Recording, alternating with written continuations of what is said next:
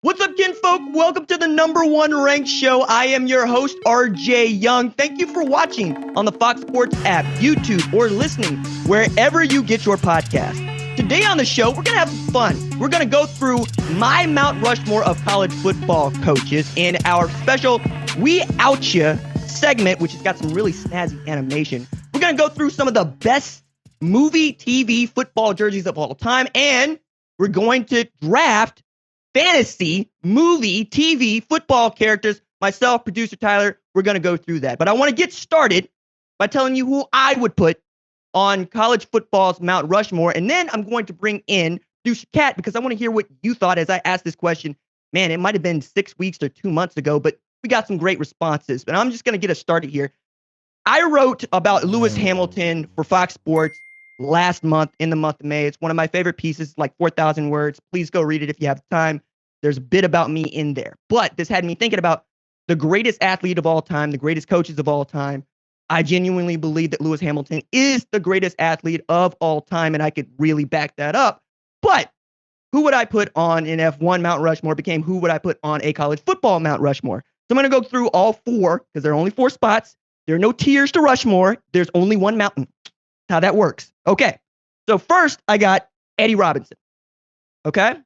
So Eddie Robinson is black college football, period. Like, I can make a great argument for Jake Gaither as well. I can make another one for, my goodness, I could keep going about black college football forever, quite honestly, but I'm not going to because when you think about who did what in longevity, it's really difficult to make college football history without Eddie Robinson. As a matter of fact, one of my favorite quotes about the way that black college football was being played before integration was that they were doing it behind God's back, which is great because there's so many great players that you just don't know about because there was no TV or print in some of these areas, or the only areas that they were being covered by black newspapers. But Eddie Robinson coached at Grambling from about 1941 to about the mid 90s, early 2000s, really is what I think of as growing up to know what it is to be a Grambling Tigers, to also know what it means to play black college football.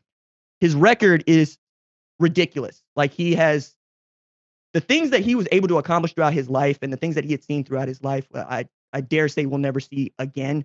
But the one that really resonates for me is when they give away the Coach of the Year award, it bears his name. Okay. So every time you hear of a National Coach of the Year for the Football Writers Association, it bears Eddie Robinson's name, or as some folks just simply called him, Rob. Next one for me was Nick Saban. It's really difficult to talk about college football the last 25 years without mentioning Nick Saban and what he's been, not just at Alabama, but LSU, Michigan State, on down the line, starting out as defensive back, coming out of a small town in West Virginia where he worked for his dad at his gas station and made good on that. I also can't really think of a more dominant college football coach ever, honestly. Then there's Barry Switzer for me, because the king is just that in the state of Oklahoma. When you think about OU football, you don't really think about Bob Stoops. You don't really think about Bud Wilkinson. You think about Barry Switzer because of his colorful personality, the way that he was able to recruit, and let's not forget winning national championships at Oklahoma, running the bone, really putting out some of the old-timers' favorite college football teams. And then for me, the last one is Jimmy Johnson, who is my favorite college football coach. Like, I would play for Jimmy Johnson. The stories that are told about Jimmy Johnson, the way in which his players were allowed to play, the way in which he decided to coach the team, saying, I'm going to treat you all fair, but I'm not going to treat you all the same. He only asked them to go win. Be as flamboyant and as fun as you would very much like to be. Just go win. I'll take care of the rest. And he did. He made Miami really a place where kids from South Florida wanted to go to school. And that's not an easy reach at a private institution that really, really loves to hold up its academic standards, but also one in which other teams were scared to play Miami. My favorite Miami game that Jimmy Johnson coached has to be the game against Arkansas, and I believe 1988. Okay. So Jimmy had gone to Arkansas. He played football there. He was on the 1964 national championship team. He coached defensive line there, coached as a defensive coordinator there, and he was passed over for Lou Holtz when he thought he should have the job. Ends up going to work for Jackie Sherrill at Pitt, goes to Oklahoma State, where he also was coaching the team. He worked with Barry Switzer at Oklahoma for a little while, but then that job came open again. He got passed over again. And this time, when he had opportunity to schedule Arkansas at a time when they lost the game and Arkansas had lost the game, he ran up the score 51-7. That 7, Arkansas didn't score until there were 3 minutes left in the game, which is another way of saying Jimmy never forgot, and his players wanted to vindicate him for what he had done in choosing Miami and really wanted to stick it to Arkansas. I want to play for that kind of a coach. All right, but the reason that we wanted to do this segment is I wanted to hear what you, the fans, had to say about who you would put on your college football Mount Rushmore. And to help facilitate that, I want to bring in producer Kat. Producer Kat, how you doing?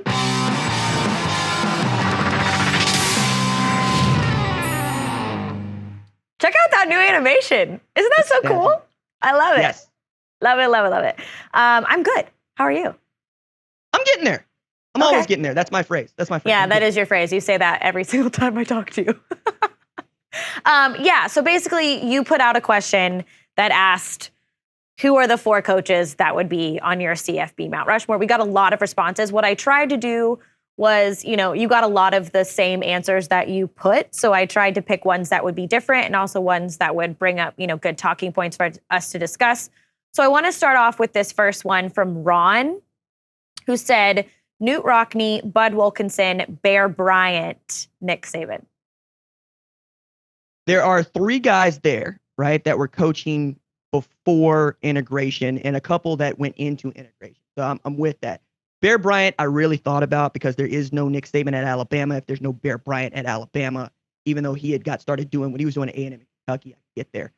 I don't have a problem with Bud Wilkinson. That 47 straight probably will never be broken again. I'd also add that it's pre-integration. The rest is kind of, you could keep it. Like, I would keep Knute Rockne here if for no other reason but showmanship. Like, I will tease producer Tyler, who we'll talk to a little bit later in the show, about how Knute Rockne would basically go up to people and say, so how much would it take for you to vote Notre Dame into, top 5 of your ballot? And then you had a bunch of guys that grew up in the Northeast that covered Notre Dame from the area that like Notre Dame. And this is why we end up talking about the teams that people think are popular as teams that we think are good. But it's really difficult to cut out Knute Rockne or Notre Dame from anything related to college football.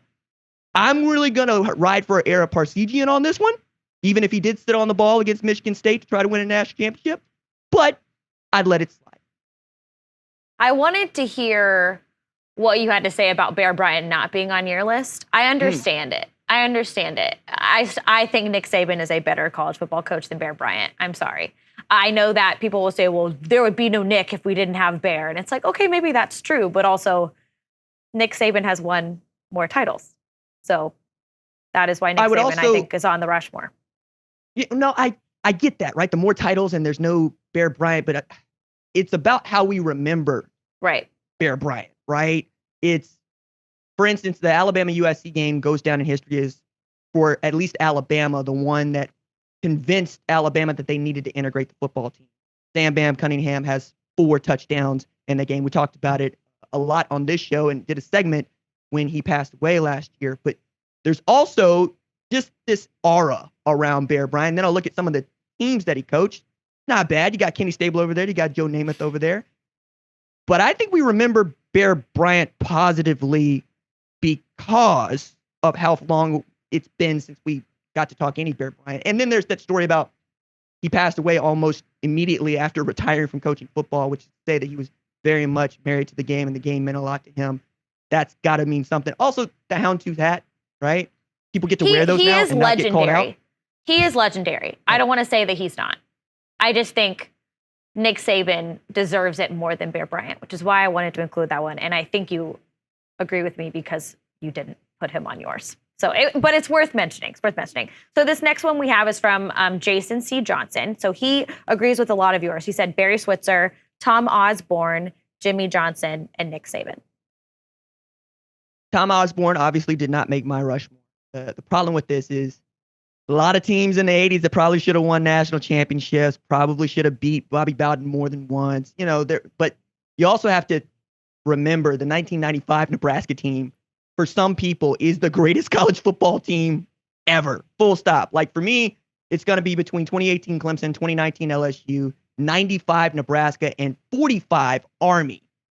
that's a wide range, and there's lots of different eras there. But what Tom Osborne means to Nebraska, forget about it, right? But does he himself belong on Rushmore? I don't think so, man.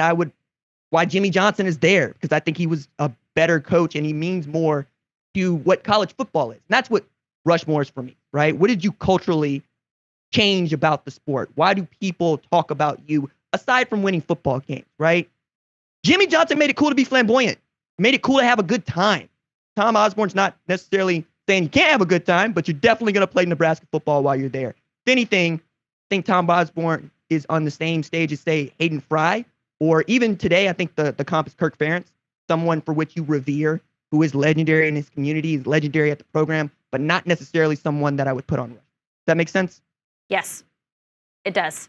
Kirk Ferentz is a good comp. I like that. So this last one is from Chris. Saban, Meyer, Bowden, Stoops. Only did coaches I was alive for, which I like. I respect that. Yeah. I respect that. No, I respect that. It's difficult to argue about Bobby Bowden because he had a similar influence to Florida State that Jimmy Johnson had at Miami. But I would also continue to say that one of the reasons that Bobby Bowden got to coach like he did at Florida State is because Jimmy Johnson and Howard Schnellenberger before him were doing that at Miami, and that became cool. Only later did we see Florida finally adopt, right, with Steve Spurrier going, no, we're just going to throw the ball. We're going to run it up. If you don't like us running it up, stop us, right? Bob Stoops was defensive coordinator for him during that 3-year stretch where I think they get 32-5. What Bob Stoops means to Oklahoma is, again, on par with Tom Osborne, right? The reason that we don't talk about him the way we talk about Barry Switzer is obviously about the national championships, but a stat that I was reading just this morning as I was doing more of my preseason prep, Oklahoma is the winningest program by wins over the last 20 years, period. Like, it's the best. 215 wins in the last 20 years and not a single national title to show for it.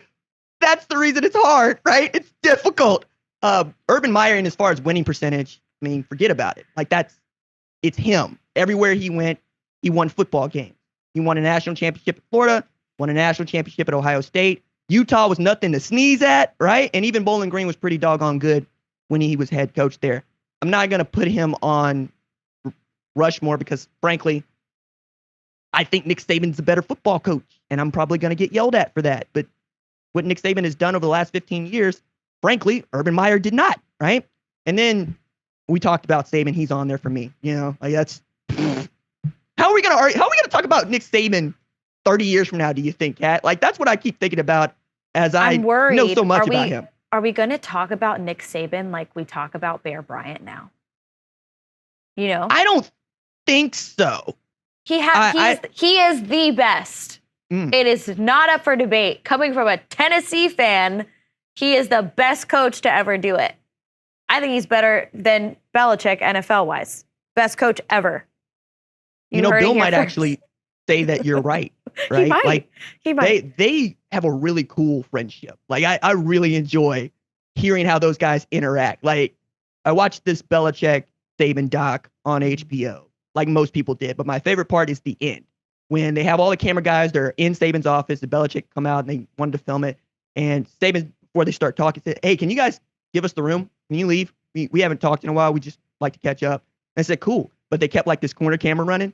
And Saban comes out and says, so when you guys run cut, like, what do you, he immediately goes into football speak. Not how's your family doing? Not how are you doing?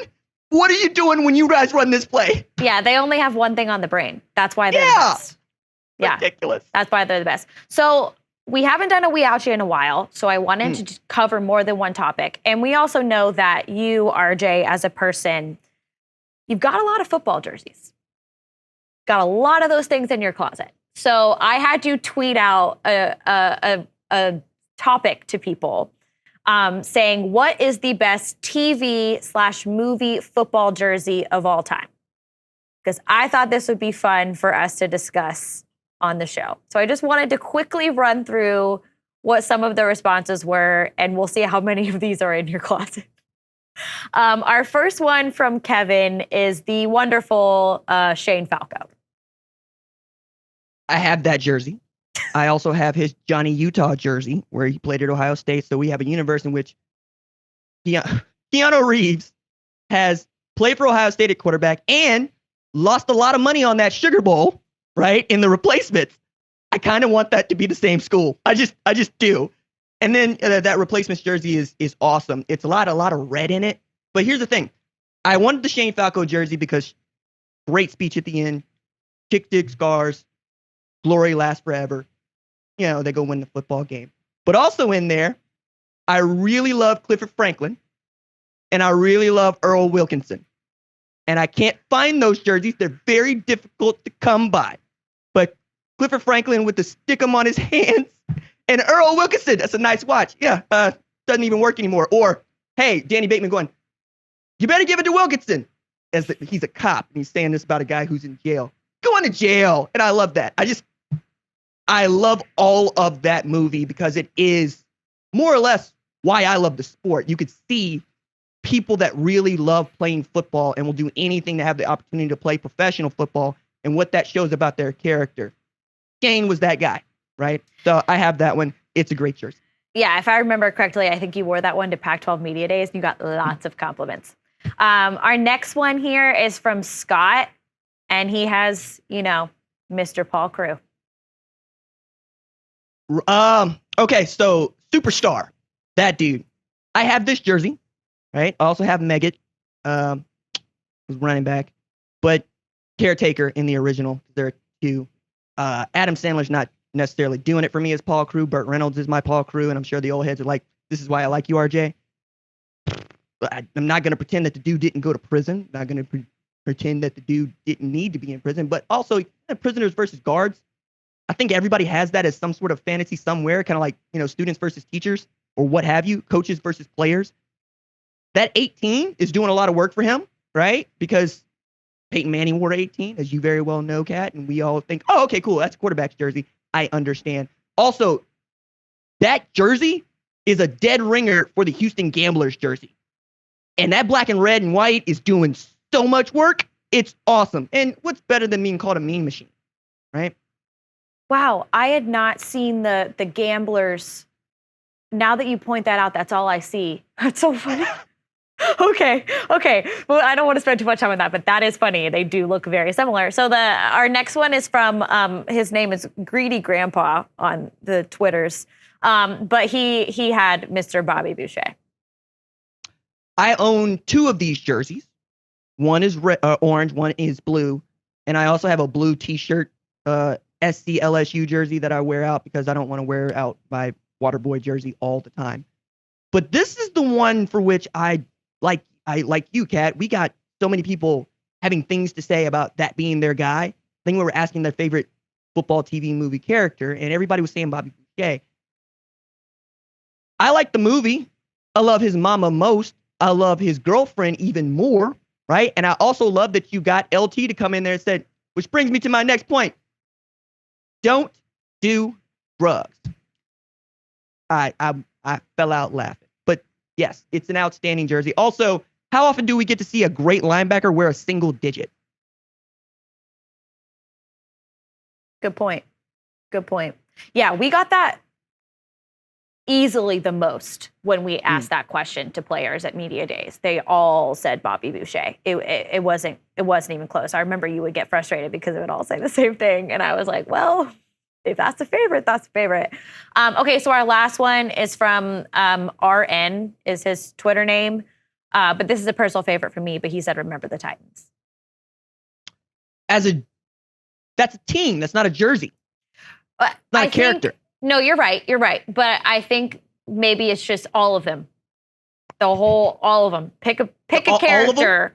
Sunshine, Petey, anyone. It's all Julius, Gary. It's all of them. Look, I usually, have things to say about Remember the Titans. But T.C. Williams is a real school, and it did a lot in the state of Virginia to integrate the state, let alone the football team. And then that football team is historic because they go undefeated in a year where they could not afford to lose. Kind of gets at what they expected out of Herman Boone. But the way that Denzel Washington chooses to play that character, I love that, right? From lines like, "You're overcooking my grits, coach." that stuff speaks to me and how I grew up, because Virginia's the South, for folks that don't, right? You could go from Virginia to Mississippi, Alabama, Georgia, and not miss anything. That's how that goes. I also enjoy one Julius Campbell, because that dude could absolutely play football, was super talented, and all he wanted was to follow behind a man who needed to earn his leadership. And that's what happened, right? This is also a personal favorite of yours, Kat, and I got to ask you, if you got to wear one of these jerseys, which one are you wearing? One. That's an impossible question that you just asked me right now. I think it's, for me, it's got to be either Julius or Gary. Mm. I think it's Gary. I think so. I think it's Gary. I would go get an Allen jersey if I could, because it takes so much of yourself to say, I'm bad. Can we play somebody who's good? And then your coach to tell you, if you want him to have your spot, you go give it to him. That is an interesting take that I have never heard before. Serious, like, you know this about me, if nothing else, Kat. I'm a proud man, right? I want to succeed. But to also understand for the team to succeed is for me to take a step back, but also give the gift of, hey, man, go win us a football game. I mean, Petey ain't got no choice. And then the way they use music in that movie in particular, by the way, just the soundtrack. Spirit in the Sky. The soundtrack. Okay, I'm gonna break the rules a little bit. I'm gonna give away the next thing that we're doing in the show, but me and Tyler, producer Tyler, are about to switch chairs, and we're gonna bring him on to do a fun fantasy movie TV show football draft. But it was going to be me originally doing this, and I was going to do a bit where I picked all Remember the Titans people. And I was like, that's not a good bit, because RJ will catch on immediately and then it will just get repetitive and boring. So I'm going to have Tyler switch and do that. But I wanted to do that bit, and I wanted you to know that I was going to do that bit. And then I decided not to, much like the guy being like, I am not the best person to play this position. Switch us out. No, hey, look, again, the things that we are willing to do to try to play to our strengths and allow each other to play to their strengths is one of the reasons I love this staff, honestly. I also, one more about them, Remember the Titans. Blue needs somebody find me a blue jersey. Like, find me an Allen jersey, find me a blue jersey. Coach, want to tell you, we going to warm up a little different tonight. All right, so when I played at Booker T. Washington High School down the street in Tulsa, we used to warm up to Archie's We Ready, right? So this is 2003. This is a couple years after Remember the Titans comes out. And now it's one of those things where everybody has a pregame dance routine. Some teams even still do the haka. I don't think if you are outside of Fiji or New Zealand, you should be allowed to do the haka, but people do it, right? And the idea that you have a song that you will warm up to, I really love aspects of this. I don't necessarily like the way that it makes this really intense and hard problem seem easy, but like you, there are things that I very much enjoy about it. Well, now I think it's time for us to switch chairs. So you can explain to the people while Tyler and I switch what you guys are going to be doing in the next segment. Right on. So, one, thank you to producer Kat for putting that together, because I love talking about fictional movie and TV characters. Two, I'm shocked at just who y'all did not mention in as far as the jerseys that you would wear for football and TV movie jerseys. We'll go through a few of those as producer Tyler and I are going to sit down, and we are going to draft our fantasy football team, if you will. So we're going to pick a quarterback, a running back, a wide receiver or offensive lineman or tight end, or all three, depending on how far we want to take this, an all-time defense or defender, and then we're going to pick a head coach. So this is myself, producer Tyler. We're going to have a good time. I would love to know, by the way, on the Twitters, on the Instagrams, in Facebook, who would you draft for your all-time fantasy football team? Quarterback, running back, wide receiver, offensive lineman, tight end, all-time defense, and head coach. Let us know in the comments, on the tweets. Now, go draft some football players. And now that Kat has switched chairs with Tyler, I want to welcome in our associate producer, Tyler Wojak. Tyler, how you doing? I'm doing well, man. Basically locked myself in the film room lately to get ready for this, but my big board is finalized. I'm ready to go.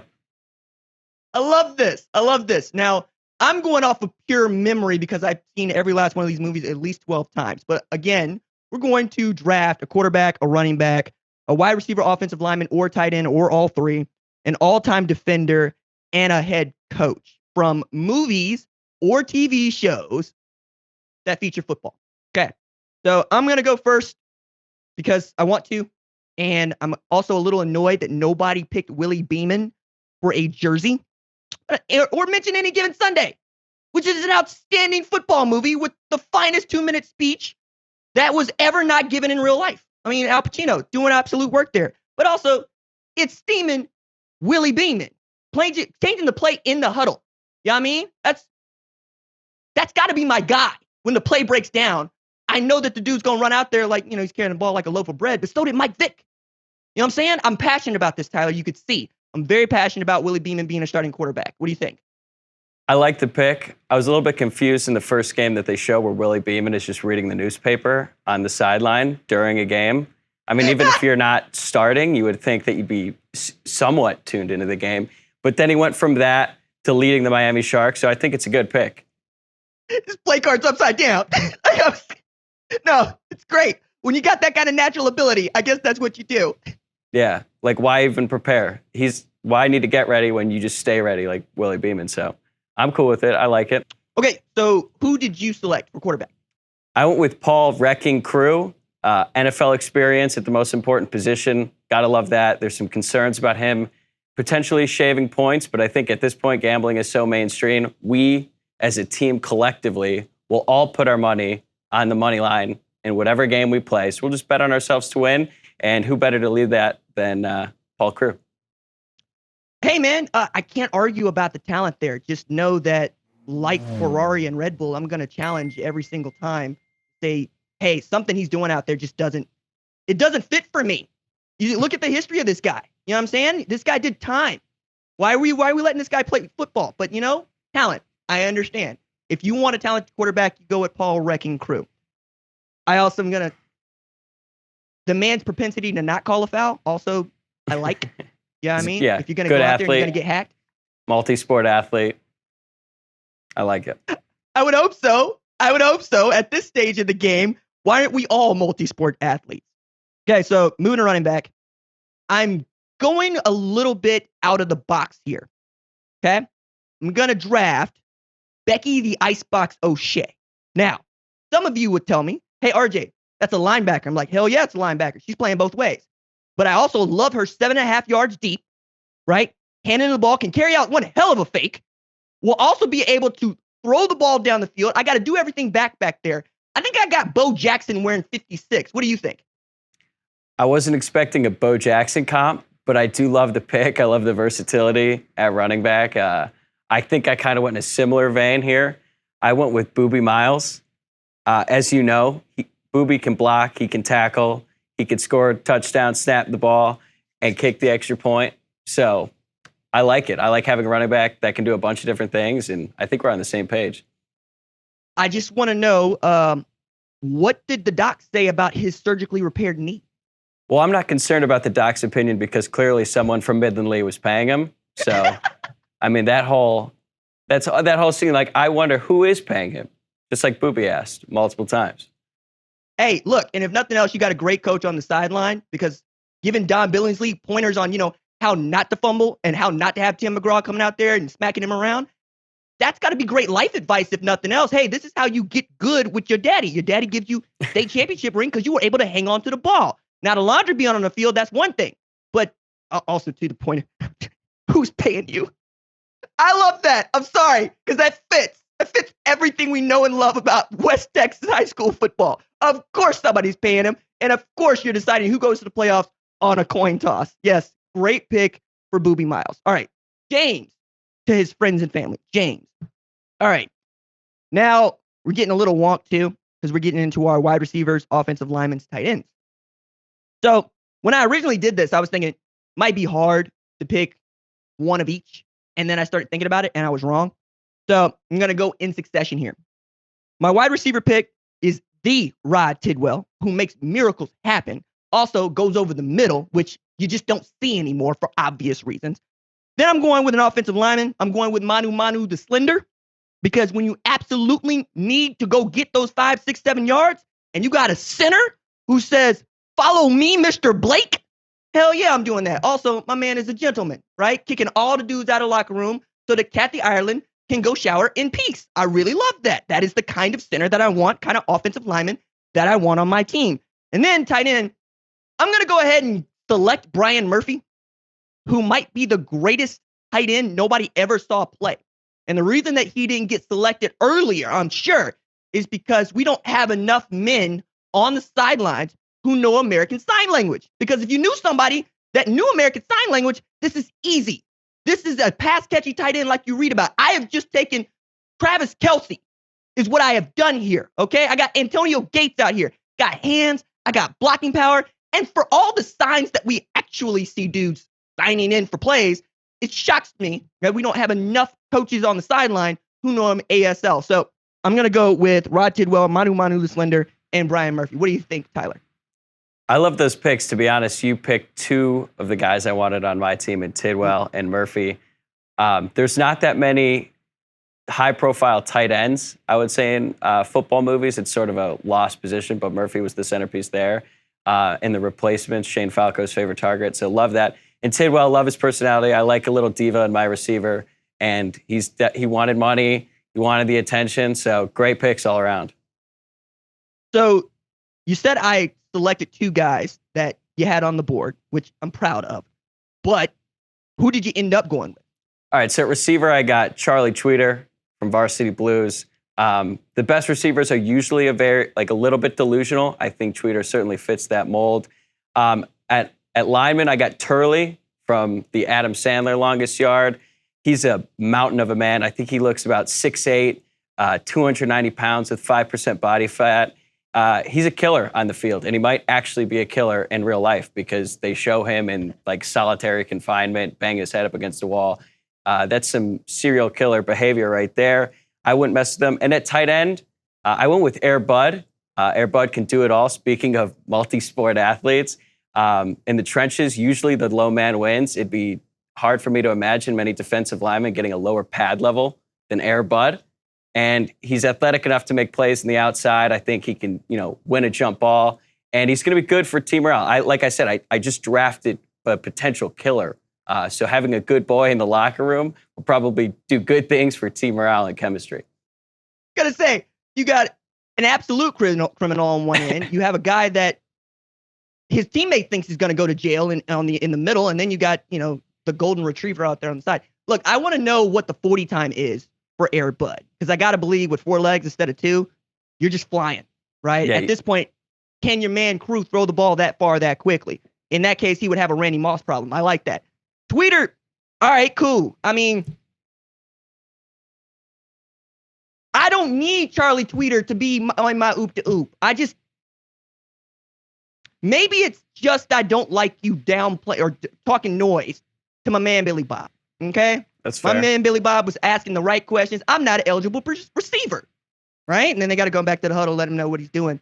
But can't argue with his prowess, can't argue with his ability to catch the ball. I am going to say, hey, look, as soon as everybody decided that they weren't going to play for Kilmer, he was on the right side of history there. So I don't think you're going to have dissension in your locker room. I think you took at least one guy that is going to be able to control the locker room entirely.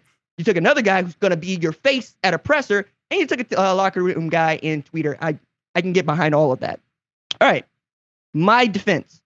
Again, I thought it was going to be hard to draft just one player for defense because, like people, football movies tend to favor the offense.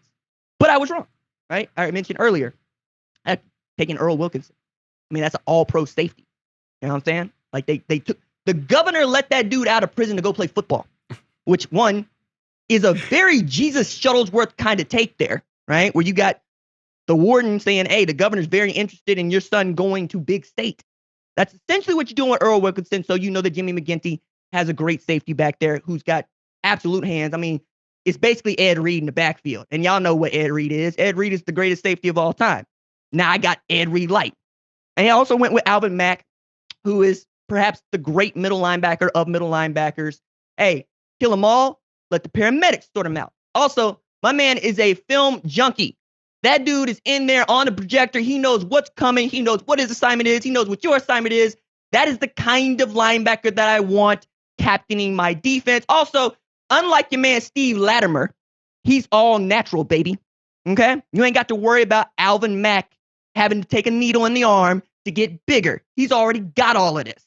He understands what his role is, and he's trying to let you understand what your role is, while also, hey, cooking up great stories to feed the energy. You know, I mean, we got a linebacker talking to a running back there talking about, hey, man, you the dude that stole my mama's purse. And hey, man, you know I never met your mother. And then, you know, it's over for that man. Because as soon as he bought into the story that Alvin Mack is telling, it's a wrap. I feel like if I have that for every single play, 80 plays a game, we win it. And then I got two.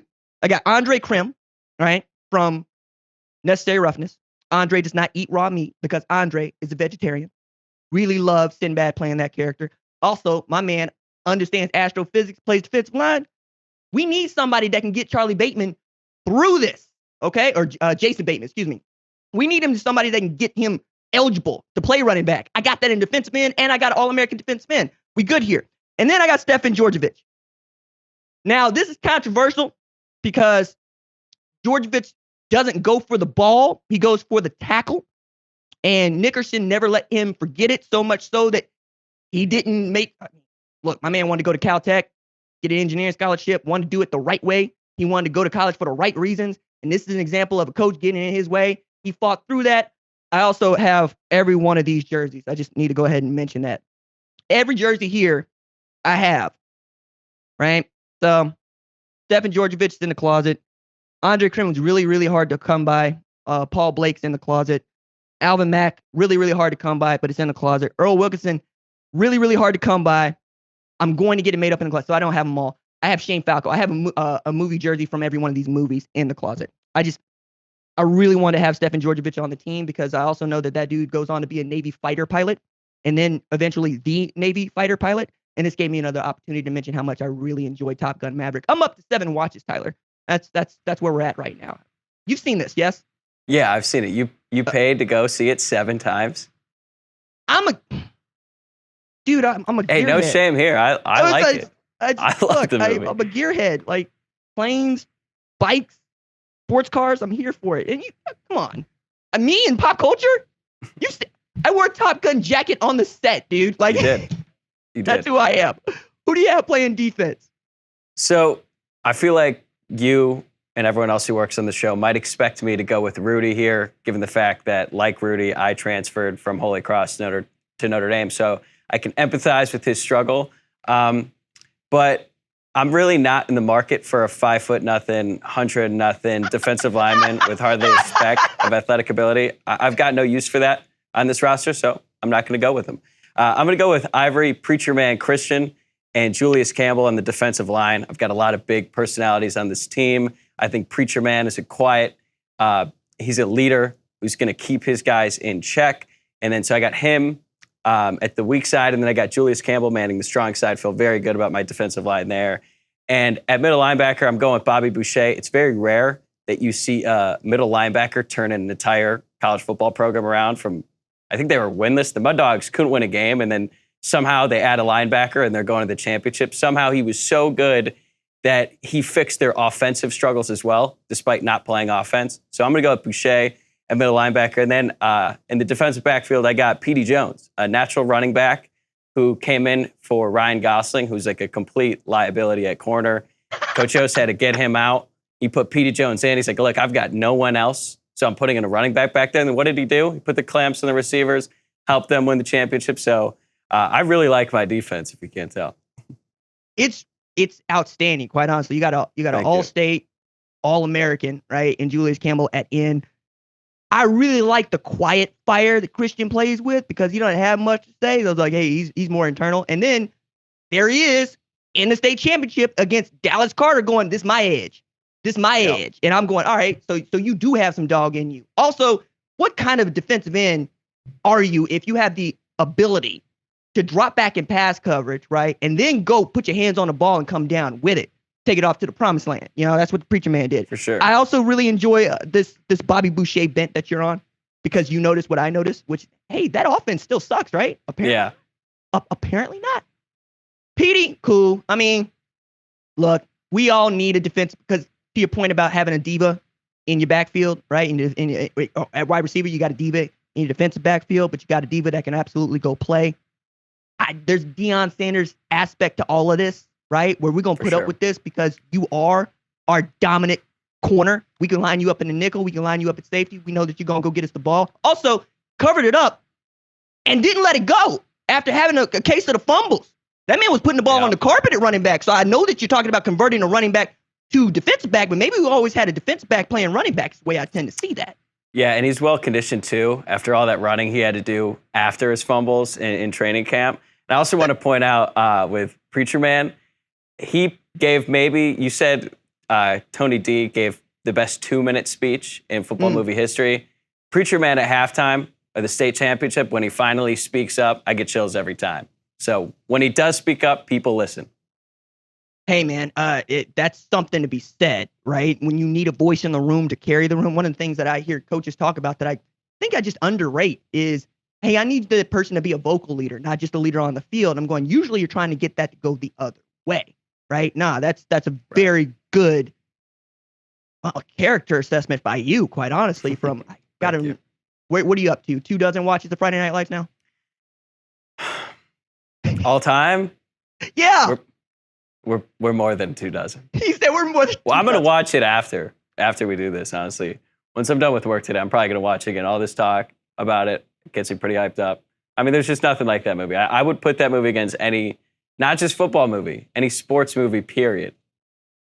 I'm going to crank that up a little bit and say that Buzz Bissinger wrote the best sports book of all time. Phenomenal. Yep. It is amazing. It is everything that I wanted to know and love. He'd be the first person to tell you he caught lightning in a bottle with that book, in that he chose to go down there. They had the season they had, and he was given the access he was given, and then he flipped it into what it became. Just an outstanding book.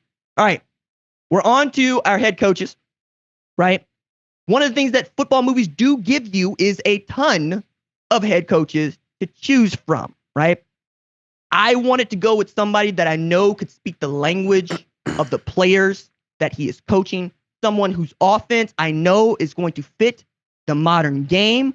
I wanted to find some version of Sean McVay, right? I mean, until about November of 2021, I would have said I wanted to find one version of another sort of coach that is in the Sean McVay character scale. So I went with Lance Harbor. Look, former quarterback, had a scholarship to Florida State. We all know he could play. He has the respect of his teammates. He has the respect of administration. He has the respect of me, the general manager. I'm identifying him because I want a high-flying, fun offense. Look, we want to run the oop-de-oop. One of the great things about running the oop-de-oop is we just need 5 wide receivers to do it. We don't need 5 great wide receivers. We need 5 dudes that can play. And as a air raid enthusiast, love me some Hal Mummy air raid. I'm going to say that not every one of the guys that I end up drafting in the later rounds is going to be on par with Rod Tidwell, right? I'm cognizant of that. I might need to ask Earl Wilkinson to go both ways. But I can get out there with 3 dudes I can pull off the street as long as I got Lance Harbor calling the plays for me, putting us in the right situations. I feel good about this as a head coach selection. What do you think, Tyler? Yeah, I like the pick. I think players, coaches, way more important now these days. And like you mentioned, you have a lot of personalities on the team. I think Harbor is going to be able to relate to the guys. He's a very smart football mind as well. So that was a really strong pick. Right on. So head coach, you do something similar? So I'm going to go with Tony D from Any Given Sunday. Like I mentioned. D'Amato! Yeah. I've got a lot of egos on this team. I've got 2 convicted felons in Crew and Turley and 1 likely future felon in Tweeter. I've got a dog, I've got a water boy, and I've got like a few high schoolers as well. So whole mix of personalities. I thought Tony D did a good job of that with the Miami Sharks. Your boy, Willie Beeman, he got him in line, and just all the guys on that team were a little bit crazy. He managed to lead them. And plus he was dealing with, ownership, giving him hell. So I really like how he was able to manage it all. I mean, sure, sometimes it might have affected his personal life, but he got through it. led the Miami Sharks. So I think he's the perfect coach to lead my group. Yeah, I mean, especially if you got an expansion team, something you're building from scratch, he's the perfect dude to do that. I have his quarterback, so you're again, you got an older has-been as your quarterback, and you're gonna have to deal with that. I hope you go get a high-flying offensive coordinator. Maybe get Jim Brown to coordinate your defense, put the band back together. I don't know if Nick Crozier's doing something. Maybe he's on somebody else's staff. I doubt that he's remained a head coach. He just doesn't seem like he has the temperament to carry that off. But overall, really great team. Really great team. Appreciate it. No, I've been talking noise the whole time, and this is so much fun because I really do give a damn about each one of these players in each one of these movies, and I really enjoy chopping it up with anybody, especially a friend like Tyler who really does enjoy these movies too. I would say I enjoy them too much. I'm not going to speak for you. I'm just lacking the jerseys. Look, this is what 12 years of me just going, ooh, something new popped up on Bonanza. That's a Bel Air Academy jersey. I must have it.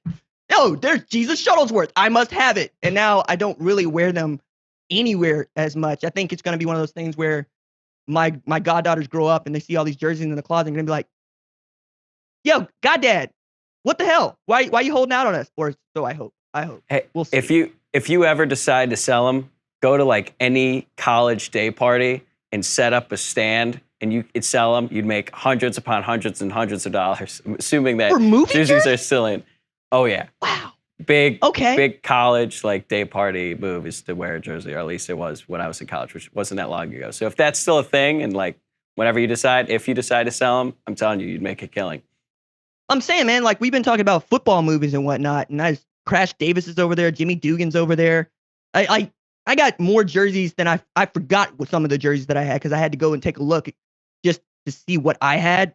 So one of the things that I thought was very cool about just what the show is doing and how well we're doing and how much we really love y'all is we get to give away movie jerseys. Now, we did this last year for Justin Fields and a Chicago Bears jersey, but this year we're able to give away 2 Bobby Boucher jerseys and a Julius Campbell jersey. So that is 2 Waterboy jerseys and a Remember the Titans jersey. And we're going to tell everyone the rules for how you can win one of these jerseys very shortly. We'll have this out on social, so be on the lookout for those things. I'll be loud about it and let you know when it's going on. And I'm sure that if you watch or listen to the show, you probably follow me on social, or at least follow the Number One Ranked Show account on social. And that's where you can find all of these things. But I'm very excited about this because we were able to give away a Boobie Miles jersey. We were able to give away a Justin Fields jersey. And now we're going to be able to give away 2 Bobby Boucher jerseys and 1 Julius Campbell jersey. Very excited about it. And hopefully we get to do more of this throughout the season and we make this a reoccurring thing. Again, this is all because you listen, you watch, you enjoy the show. You will allow us to indulge in a bit of off-season fun like, hey, drafting a fantasy football team. Very excited about that. Again, my thanks to producer Kat for helping put together this really cool We Outchea segment, and to you for wanting to participate. My thanks to producer Tyler for just jamming with me for a little while about our favorite movie characters from football movies and really enjoying these stories because, again, this is why I love what I do. I get to experience the stories, I get to experience people, and I get to talk about it here on this show. Really, I have the best job. All right.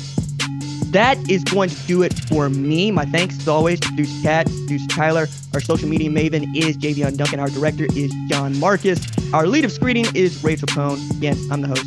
We'll see y'all, well, in a couple of weeks. Deuces.